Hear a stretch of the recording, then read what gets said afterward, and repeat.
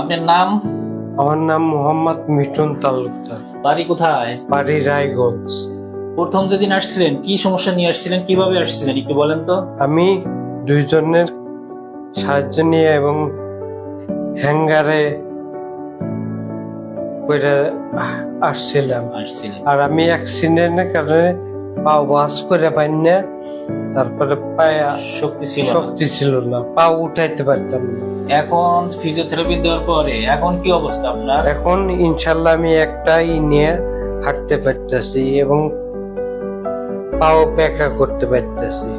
আগে তো ওই যখন আসছিলেন তখন তো হাঁটতে পারেন নাই, না, হাঁটতে পারিনি।